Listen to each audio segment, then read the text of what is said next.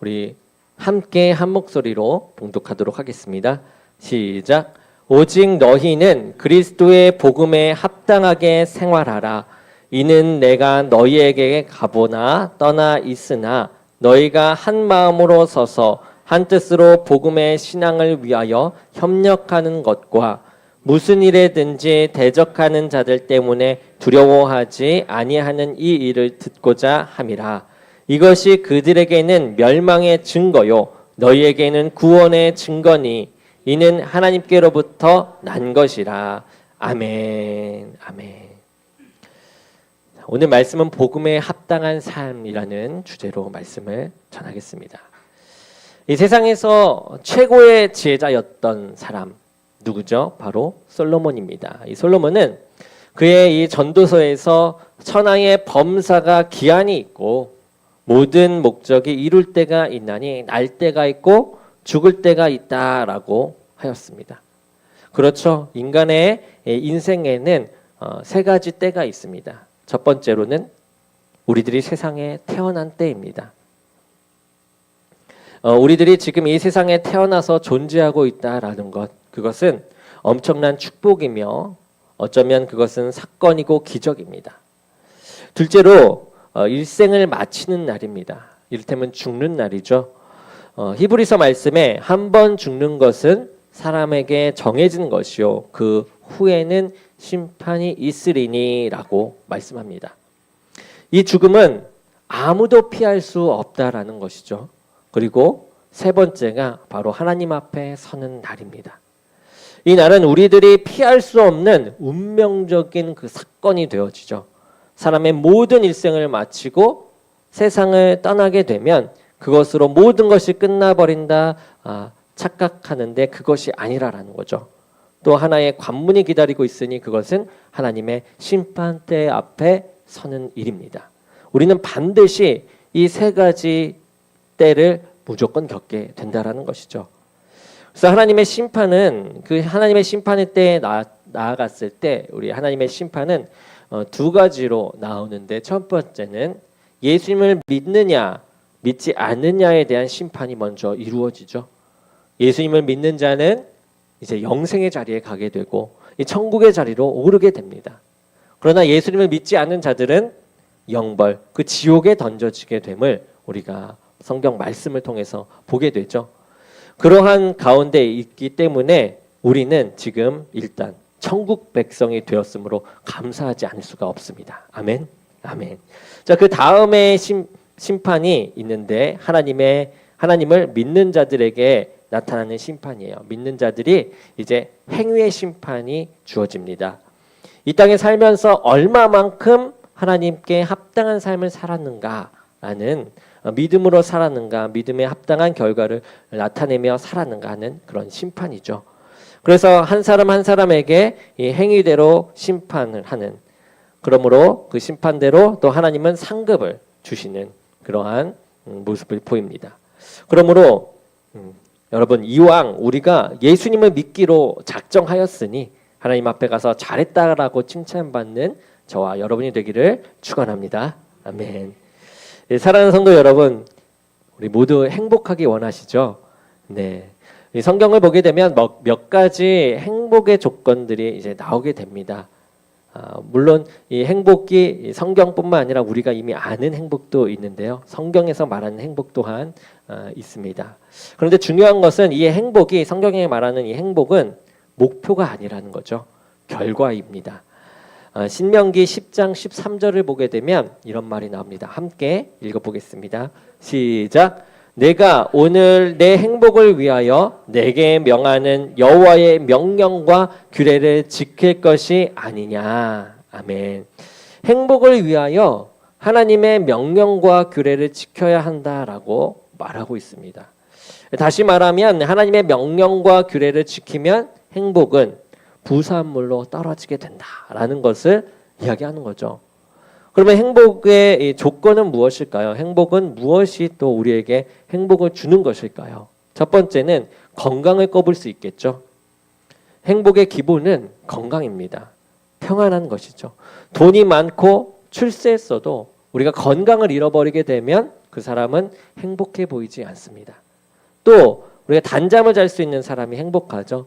건강한 사람 중에 단잠을 자지 못하는 사람은 없을 것입니다. 단잠을 자죠. 잠을 달게 잘 수 있다라는 것, 그것은 아무 문제가 없다라는 것을 이야기하는 것입니다. 근심, 걱정, 몸의 질병, 모든 것을 뜻하는 것이죠. 그래서 시편 말씀에 이렇게 나옵니다. 그러므로 여호와께서 그의 사랑하시는 자에게는 잠을 주시는도다라고 나오죠. 두 번째는 즐겁게 일하는 사람이 또한 행복한 사람입니다. 정신없이 즐겁게 할 일이 있다라는 것, 그것 또한 행복의 조건 중에 하나라는 것이죠. 세 번째는 항상 웃고 사는 사람, 이 사람이 행복한 사람입니다. 웃을 일이 있을 때 웃는다라는 것, 그것은 누구든지 할 수 있습니다. 웃을 일이 있을 때는요. 그러나 웃을 일이 없을 때도 우리가 웃을 수 있다라는 것, 항상 웃을 수 있다라는 것은 행복의 조건 중에 하나가 됩니다. 이 솔로몬은 그의 잠언에서 이렇게 얘기합니다. 마음의 즐거움은 양약이라도 심령의 근심은 뼈를 마르게 하느니라. 실제로 모든 병의 67%가 스트레스에서 온다라고 합니다. 네 번째는 사랑할 줄 아는 사람, 그 사람이 행복한 사람입니다. 그런데 사랑을 받는 사람도 행복하지만 사랑을 하는 사람, 사랑을 주는 사람이 더 행복합니다. 식물도 사랑을 먹고 자라면 건강하다는 연구 결과가 있습니다. 짐승도 사랑을 받으면 건강하고 행복을 느낀다라는 또 결과가 있죠. 사랑을 주고받으면 오래 산다라고 합니다. 그러므로 상대방이 오래 살기를 바란다면 여러분 사랑해 주셔야만 합니다. 네, 또 솔로몬이 말하죠. 채소를 먹으면 서로 사랑하는 것이 살찐 소를 먹으며 서로 사랑하는 것보다 나으니라라고 합니다. 다섯 번째는 믿음과 소망을 가진 사람은 또 행복한 사람이다. 이것이 우리들에게 있어서 가장 중요한 부분이죠. 믿음은 세상을 이길 수 있는 힘이 들어있기 때문입니다. 믿음은 새 하늘과 새 땅에 이 소망이 있습니다. 이러한 사람은 세상을 막 살지 않아요. 믿음으로 살게 됩니다. 복음에 합당한 삶을 살게 되는 것이죠. 그래서 오늘은 이렇게 행복이 보장된 삶, 행복이 주어진 삶, 즉 복음에 합당한 삶에 대해서 함께 보고자 합니다. 오늘 본문 말씀, 이 빌립보서는 사도행전 16장에 나오는 교회인데 바울이 2차 전도 여행 때 세운 교회입니다. 이 빌립보 교회는 루디아를 중심으로 한 여자 성도들이 주축이 되어서 바울의 선교 사역을 적극 지원한 교회였습니다. 그리고 구라파에 최초로 세워진 교회로서 그 의미가 굉장히 큰 교회 중에 하나이죠. 이 빌립보라는 뜻을 보면은 작은 우물이라는 뜻입니다. 그 이름의 뜻과 같이 처음에는 아주 보잘것이 없는 조그만한 지역이었습니다. 그런데 그곳에 이제 금광이 발견된 것이에요. 금광이 많이 나오게 됩니다. 그래서 마게도냐 왕 빌립 2세가 그곳을 정복하게 되면서 그 땅의 이름을 자기 이름을 따서 이 빌립보라고 명한 것입니다. 이러한 빌립보 교회를 개척한 이 빌립보의 이 교회를 개척한 사도 바울은 그 교회를 위해서 이제 열심을 다했고 또 많은 애착을 가지게 돼요. 그런데 불행하게도 그 빌립보 교회에 문제가 하나 발생했는데 그것이 무엇이냐? 이 세상적인 두 가지 풍조가 교회 안에서 파다하고 교회를 어지럽히고 있는 것이었어요. 하나는 무엇이냐? 바로 쾌락주의였습니다. 이 쾌락주의가 교회에 들어온 것이죠. 이 쾌락주의는 윤리적인 실천이나 이 도덕적인 삶을 무시하는 신앙의 형태였습니다. 한번 구원받은 사람은 죄가 문제가 되지 않으며 살아가는데 윤리적인 것은 무시해도 된다라는 그런 삶의 태도였어요. 그러다 보니까 이 쾌락주의를 따르는 사람들의 삶이 이제 무질서하기 시작합니다. 죄 속에 빠지고 윤리와 도덕의 기준이 무너집니다. 아주 흥청망청 살아가게 돼요. 그뿐만 아니라 이 쾌락주의자들의 주장은 인생은 아주 짧은 것인데 괜히 고민하면서 복잡하게 살지 말자. 그냥 쉽고 단순하게 살자. 그러면서 인생을 즐기며 살자라고 이야기했습니다. 그리고 죽음 따위는 생각하지도 말라라고 얘기하죠. 내가 지금 살아있으니 지금 산 것에 집중해서 죽음을 생각하지 말고 만약에 살다가 내가 죽게 되면 이미 죽었으니 죽음은 없는 거나 다름없다라고 이야기하는 거죠. 이것이 쾌락주의였습니다. 당시에 그런 사상이 이 빌립보 교회에 가득했죠. 휩쓸었습니다.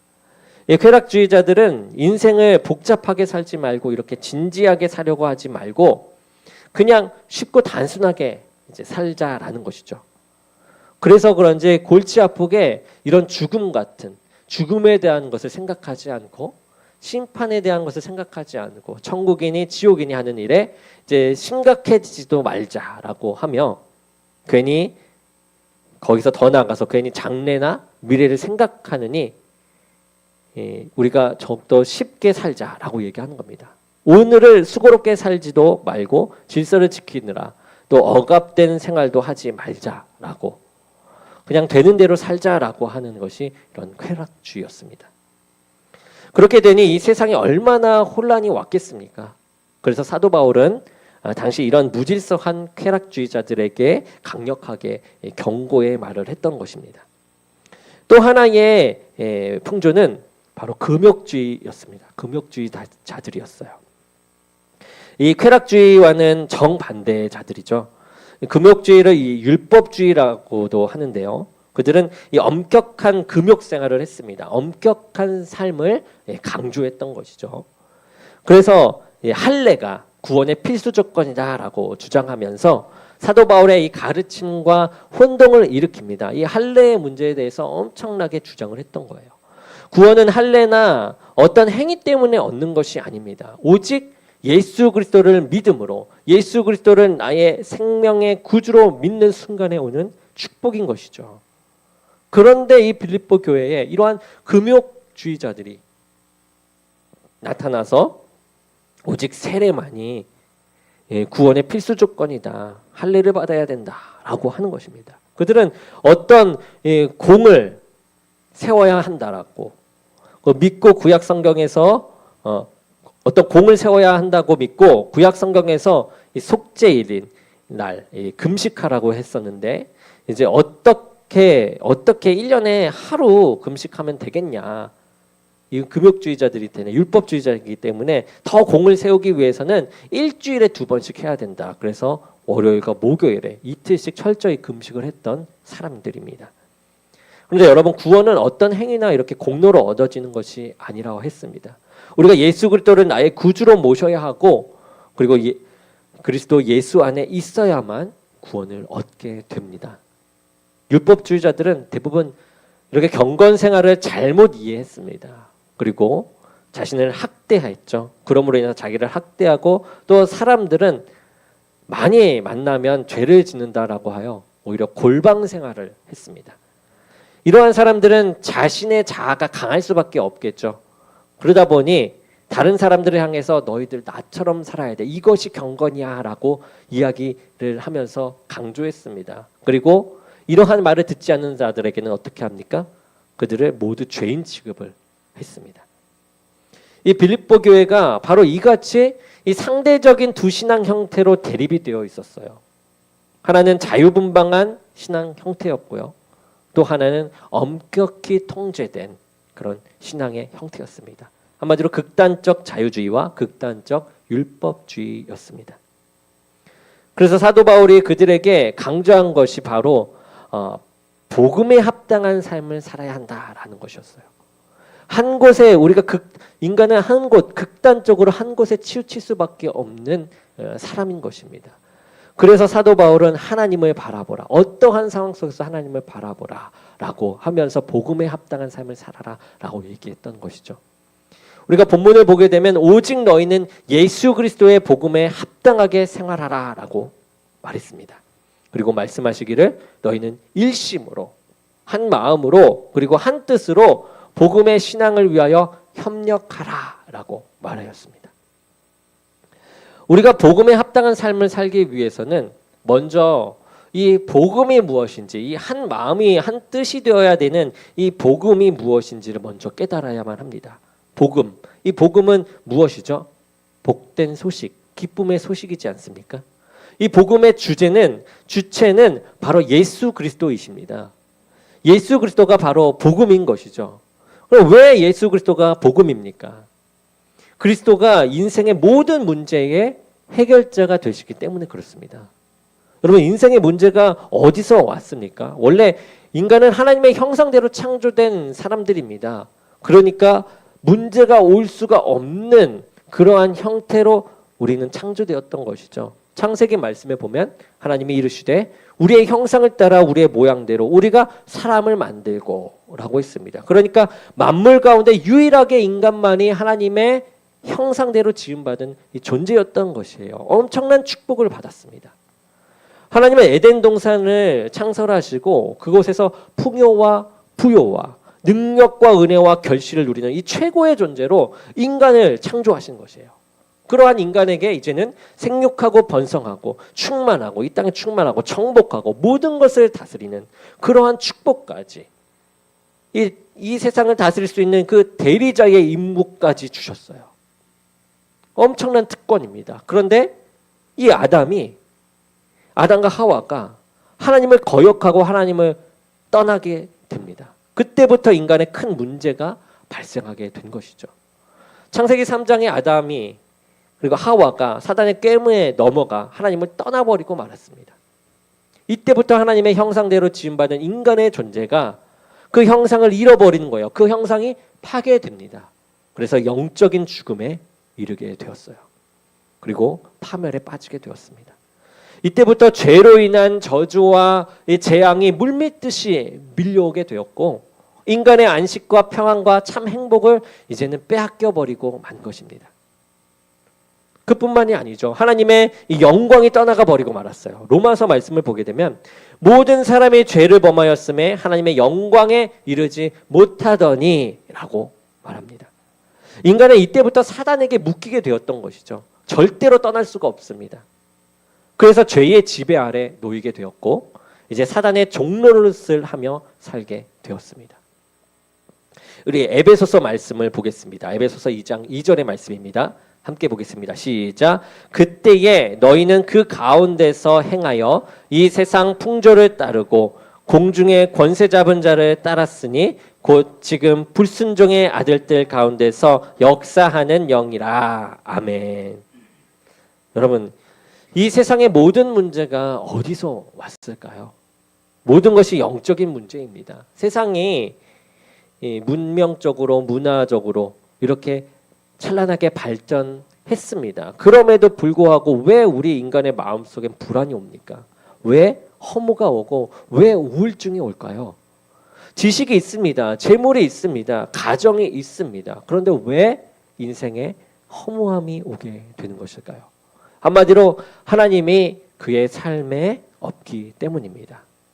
인간은 원죄, 그 원죄로 인해서 하나님이 머물 수 없기 때문에 하나님과 함께할 수 없기 때문에 하나님의 형상을 잃어버렸기 때문에 그런 것이라는 거예요. 하나님을 떠난 것이 인간의 큰 근본적인 문제였다라는 것이죠. 그런데 우리 주 예수 그리스도께서 이 인간의 근본 문제를 해결해 주시기 위해서 이 땅에 오셨습니다. 어떤 문제를 해결해 주시니까 하나님을 떠난 그 문제를 해결해 주시는 것이에요. 죄로 인한 저주의 문제를 해결했습니다. 사단에 묶여 끌려가는 문제를 해결해 주시기 위해서 이 땅에 오셨습니다. 여러분, 그리스도라는 말은 메시아라는 말이죠. 그러니까 기름 부음 받은 자라는 뜻입니다.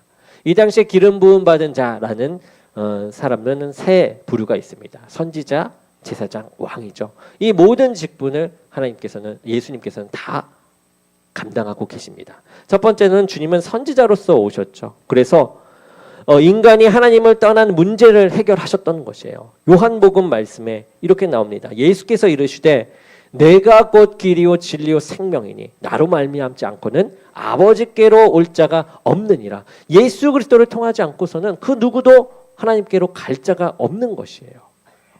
사도행전 4장 말씀에 보면 다른 이로서는 구원을 받을 수 없나니 천하 사람 중에 구원을 받을 만한 다른 사람을 우리에게 주신 일이 없음이라 하였더라. 예수 그리스도만이 우리를 이 문제에서 해결할 유일한 분이시다라는 것을 이야기합니다. 다른 분은 없습니다. 자, 두 번째는 주님은 인간의 죄의 문제를 해결하시는 이 제사장으로 오셨습니다. 죄의 문제를 해결하시는 제사장이요. 이 세례 요한은 예수님을 보고 이렇게 얘기하죠. 보라, 세상 죄를 지고 가는 하나님의 어린 양이라라고 했습니다. 그분이 갈보리 산상에서 십자가를 지셨죠. 그것은 인간의 죄 문제를 청산하시려고 자신의 몸을 내어드리며 그 죽음에 이른 것입니다. 로마서 말씀에 이렇게 나옵니다. 로마서 8장 말씀에 그러므로 이제 그리스도 예수 안에 있는 자에게는 결코 정죄함이 없나니 이는 그리스도 예수 안에 있는 생명의 성령의 법이 죄와 사망의 법에서 너를 해방하였습니다. 주님이 우리의 죄를 친히 담당하신 것이죠. 그래서 이 죄로부터 묶여있던 우리를 해방시켜 준 것입니다. 어떤 법으로요? 생명의 성령의 법으로요. 예수 안에 있는, 예수가 더 많은 그 법 가운데 있는 것이죠. 그래서 우리를 친히 구원해 주십니다. 세 번째는 주님은 만왕의 왕으로 오셔서 이 사단의 권세를 꺾으셨습니다. 이 요한일서 3장 말씀에 보면 하나님의 아들이 나타나신 것은 마귀의 일을 멸하려 하심이라라고 나옵니다. 또 창세기 말씀에는 여자의 후손이 뱀의 머리를 상하게 할 것이다라고 이야기하죠. 그 예언의 주인공이 바로 예수 그리스도십니다. 우리가 신앙생활을 하면서 인간의 근본 문제가 어디서 왔는가를 분명히 알고 믿어야만 합니다. 이 사건이 모든 문제를 진단할 수 있는 키가 되는 것이기 때문이죠. 하나님을 떠난 문제, 죄 속에 빠진 문제, 사단의 지배하에 이 마귀의 자녀로 살아가는 문제, 이 문제를 해결하시는 분이 바로 예수 그리스도이십니다. 하늘 가는 길을 열어주는, 천국으로 가는 길을 열어주는 분, 바로 그분이 예수 그리스도이신 것이죠. 우리를 십자가에서 구원하여서 이 천국 백성 삼으신 분, 바로 그분이 예수 그리스도이십니다. 또 죄로 인한 저주 그리고 그 멸망의 자리에서 건져주신 분이 바로 예수 그리스도세요. 그리고 사단의 종로를 돼서 우리를 건져주신 분이 바로 예수 그리스도이십니다.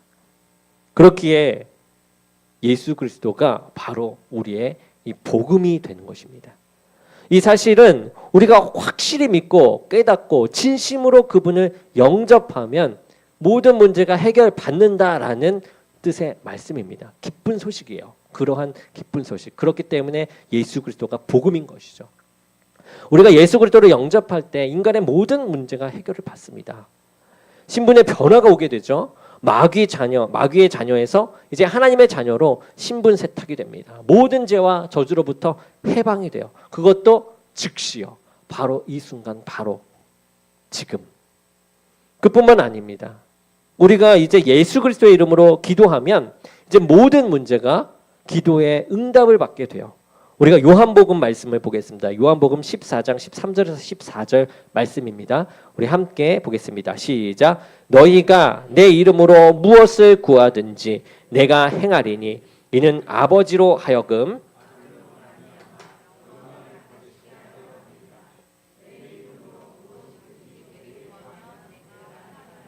아멘. 우리가 복음을 바로 알 때 이 복음에 합당한 삶을 살 수가 있습니다. 복음은 복된 소식, 기쁜 소식이라고 했습니다. 복음의 주체는 예수 그리스도십니다. 그러니까 우리가 예수 그리스도 안에 살아갈 때 우리는 이 복음에 합당한 자가 되어집니다. 예수 그리스도 안에 사는 자는 믿음의 사람이라고 하죠. 우리는 믿음을 가진 자입니다. 오늘도 우리 주님은 이 수고하고 무거운 이 인생들을 초청하고 계세요. 복음에 합당한 삶은 바로 이 주님의 초청에 응하는 것이죠. 내 삶의 그분의 그 초청을 받아들이며 그분께 나아가서 내 삶을 주님께 드리는 것입니다. 맡기는 것을 이야기하는 것입니다. 그래서 마태복음에 이러한 말씀이 있죠. 우리가 잘 아는 말씀입니다. 마태복음 11장 28절에서 29절 말씀. 시작. 수고하고 무거운 짐진 자들아 다 내게로 오라. 내가 너희를 쉬게 하리라. 나는 마음이 온유하고 겸손하니 나의 멍에를 메고 내게 배우라. 그리하면 너희 마음이 쉼을 얻으리니. 아멘. 세상은 참 살기 좋아졌습니다. 옛날에 비하면 생활 환경도 너무 좋아졌고 풍요로워졌습니다. 문화도 발전됐습니다. 즐거운 일들도 많습니다. 뭐 부족한 것이 없는 것 같습니다. 그런데도 이러한 환경 속에서도 우리들은 참 고민이 많고 또 겁도 많습니다.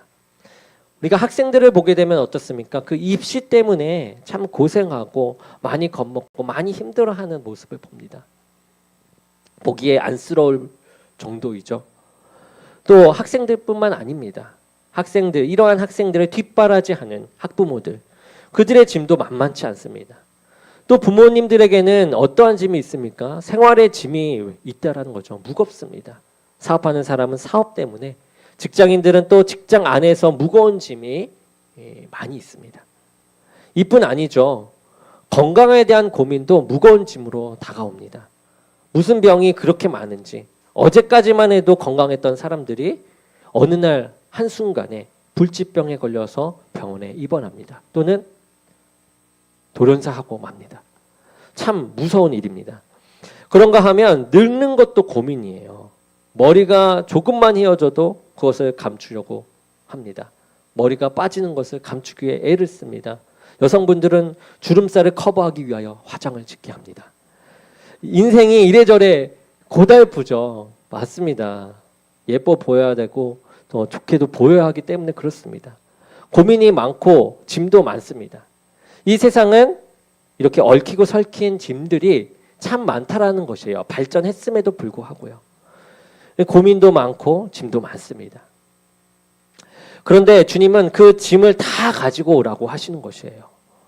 이 말씀이 복음인 것이죠. 이 말씀은 세상에서 지친 사람들에게 생명수와 같은 그런 말씀입니다. 오라, 내가 쉬게 하리라. 무거운 짐 다 벗어버리고 내가 주는 가벼운 짐을 지라 라고 말하십니다. 여러분, 이것이 복음이고 이것이 진정한 안식인 것입니다. 이 말씀 가운데, 이 마태복음 말씀 가운데 우리가 몇 가지 뜻을 주의 깊게 살펴볼 수가 있습니다. 첫 번째는 너희의 문제는 다 내가 해결해 주겠다라는 그 뜻이 담겨 있습니다. 다 내게로 오라라는 그 말씀은 다정한 초청의 말씀입니다만 그 말씀 속에 너희가 정말 나를 믿느냐? 그렇다면 너희 근심, 걱정, 염려, 불안 다 내게 맡겨라. 부질없이 짐을 지고 근심하지 말고 다 내게 맡기고 벗어버려라 라고 이야기하시는 것이에요. 이것이 복음인 것입니다. 세상 사람들은 내가 지고 있는 짐이 너무 무겁고 너무 무거워서 늘 한탄을 하게 됩니다. 그런데 우리 주님이 그 짐을 맡아주시겠다라고 하죠. 여러분, 얼마나 축복입니까? 여러분, 여러분의 짐은 무엇입니까? 만약 짐이 있다면 우리 주님께 맡기며 나가기 원합니다. 가정의 문제, 생활의 문제, 자녀의 문제, 건강의 문제, 이 모든 것을 다 믿음으로 맡기고 우리가 함께 기도하기 바랍니다. 맡기는 방법은 무엇이냐? 하나님의 능력을 믿는 것이죠. 그리고 그 믿음으로 기도하는 것입니다. 우리들의 고독한 것은 주변에 사람은 많은데 내 마음의 고민을 털어놓을 사람이 이제 없다라는 것입니다. 주변에 사람은 많아요. 하지만 내 고민을 진정으로 제대로 들어줄 사람이 없다라는 것이죠. 그러나 우리는 주님이 있습니다. 주님께서 내게 오라. 그 무거운 고민을 다 털어놓아라 라고 하시는 주님이 우리에게 있습니다. 두 번째는 쉼을 주시겠다라는 의미입니다. 여기에서 쉼은 안식과 평안입니다. 진정한 쉼은 예수님께 가야만 얻을 수 있습니다. 요한복음 말씀에 14장 말씀에 평안을 너희에게 끼치노니 곧 나의 평안을 너희에게 주노라. 내가 너희에게 주는 것은 세상이 주는 것과 같지 아니하니라. 너희는 마음에 근심하지도 말고 두려워하지도 말라라고 말씀하셨습니다. 여러분, 진정한 참 안식과 쉼터는 주님 안에서만 가능합니다. 세상이 줄 수 없는 평안이 바로 예수님께 있기 때문입니다. 그분만이 영혼의 안식처가 되어요. 그래서 이 성전, 우리 교회는 신앙인들의 고향이고 안식처가 됩니다. 이 건물을 이야기하는 것이 아닙니다. 우리 모두가 함께하는 이 공간이 함께할 수 있는 공간들이 다 하나님의 역사하시는 공간이 되고 그렇기에 우리의 고향이고 안식처가 되는 것이죠. 자, 세 번째는 감당할 힘을 주시겠다라는 뜻이 담겨 있습니다. 이 사람이 세상을 살면서 기본적인 짐이 있습니다. 우리가 주님께 맡기고 산다고 하지만 우리들의 기본적인 짐은 우리가 또 감당해야 할 문제이죠. 감당해야만 합니다. 그런데 우리 주님은 내 안에 오셔서 순간순간마다 우리 혼자 해결하게 하시는 것이 아니라 함께 하심으로 그 순간 사건과 환경, 그 상황 가운데 우리를 도와주신다라는 것입니다. 로마서 말씀에 이렇게 나오죠. 우리가 알거니와 하나님을 사랑하는 자 곧 그의 뜻대로 부르심을 입은 자들에게는 모든 것이 합력하여 선을 이루느니라 라고 하였습니다. 우리의 모든 세상 사는 그 삶, 합력하여 선을 이루는 삶의 과정인 것입니다. 절대 이 망하는 길이 아님을 우리는 기억해야 합니다.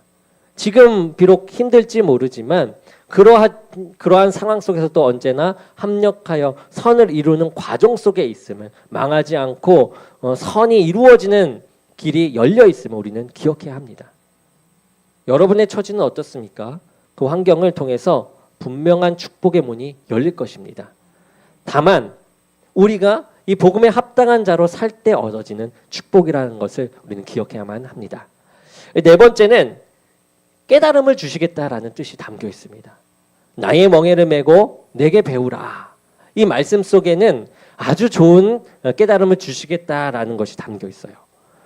사람은 때로는 몰라서 무지해서 가벼운 짐인데도 우리 무겁게 지고 사는 경우가 많습니다.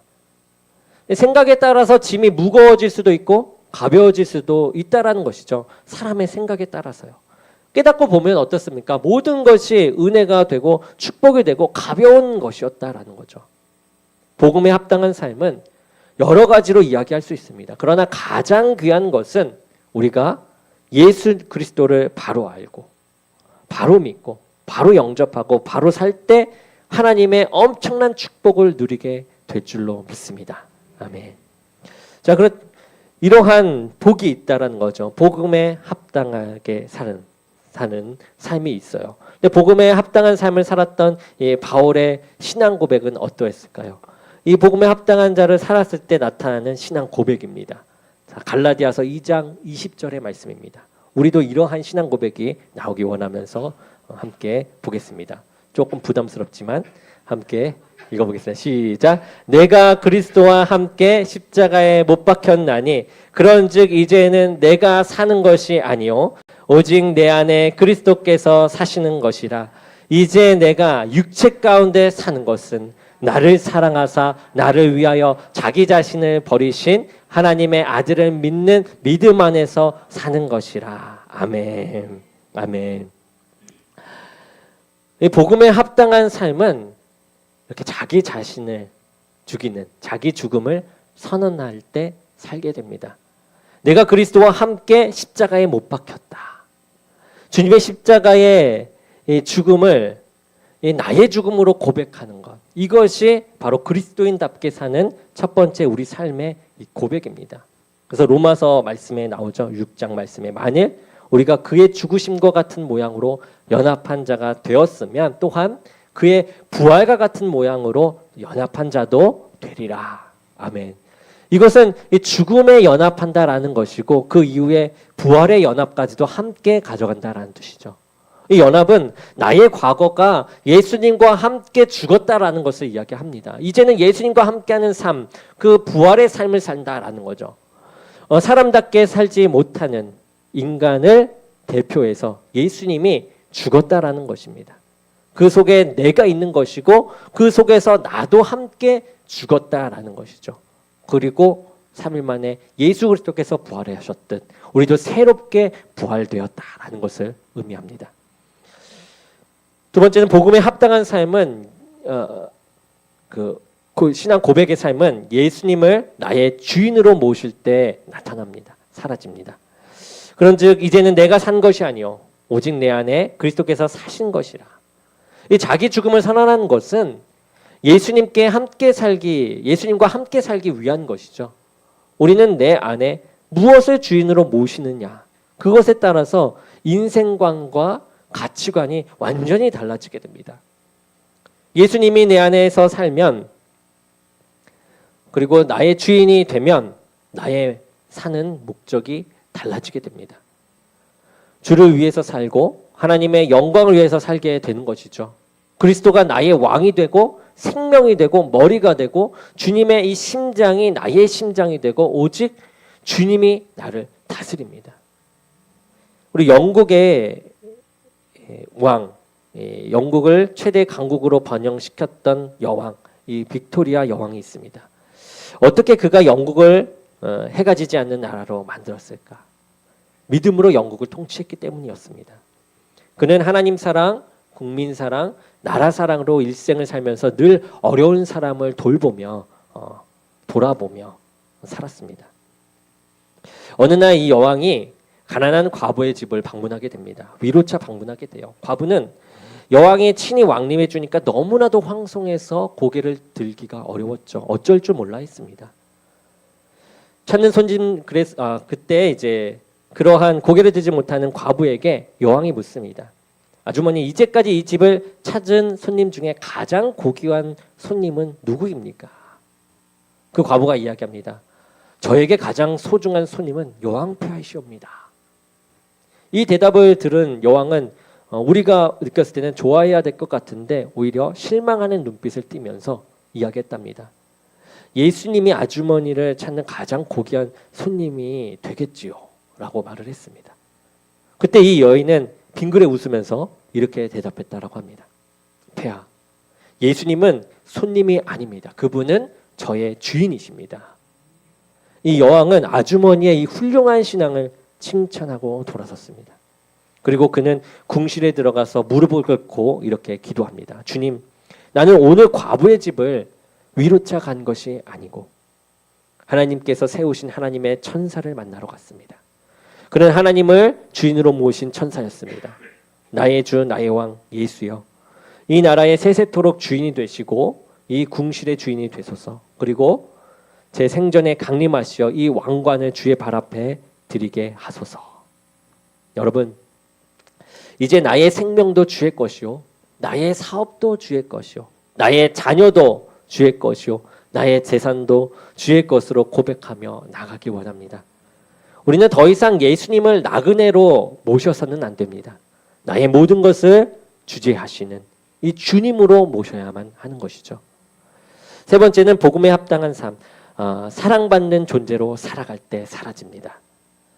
이제 내가 육체 가운데 사는 것은 나를 사랑하사 나를 위하여 자기 몸을 버리신 하나님의 아들을 믿는 믿음 안에서 사는 것이라 라고 했습니다. 내가 그리스도인답게 산다라는 것은 사랑받는 존재로 사는 것입니다. 내가 사랑받기 위해서 태어났다고, 나를 사랑하사 나를 위하여 자기 몸을 버리신 그리스도가 나와 연합해서 사는 것이다 라고 우리는 고백하는 것이죠. 그러므로 사랑받는 존재로 산다는 분명한 의식을 가지고 사랑받는 자로서 우리는 행동하고 움직이며 살아야 하는 것입니다. 여러분, 복음이 우리에게 주어졌습니다. 이 복음으로 인해서 우리는 이미 복을 받은 자입니다. 예수님은 세상에 종노릇을 할 우리를 구원해 주셨습니다. 이미 건진받은 우리인 거죠. 우리는 이미 사랑을 받았으며 이미 하나님의 자녀로서의 권세가 주어졌습니다. 여러분, 이제 우리는 누리면 되는 것입니다. 그 사랑을 받은 존재로서 그 사랑을 누리며 사랑하며 살아가야만 합니다. 하나님의 자녀가 되었으니 자녀된 자로서 그 자리를 누리며 자녀된 삶을 배우고 실천하며 살아가야만 합니다. 이미 복을 받았으니 이 복이 왔는 줄 믿고 왔다라는 것을 믿고 이미 복을 받은 자의 모습으로 사는 것입니다. 그러면 복은 와 있습니다. 복에 합당한 삶은 복이 온 줄 믿고 복음을 받은 자로서 살아가는 것입니다. 사랑하는 성도 여러분, 저와 여러분의 삶에 복음이 가득 채워질 줄 믿습니다. 하나님께서 주신 은혜가 가득한 줄로 믿습니다. 하나님이 또한 크게 역사하고 계신 줄로 믿습니다. 그러니 주의 복을 받은 자로서 복음에 합당한 삶을 살아가는 저와 여러분이 되기를 주님의 이름으로 간절히 축원합니다. 아멘.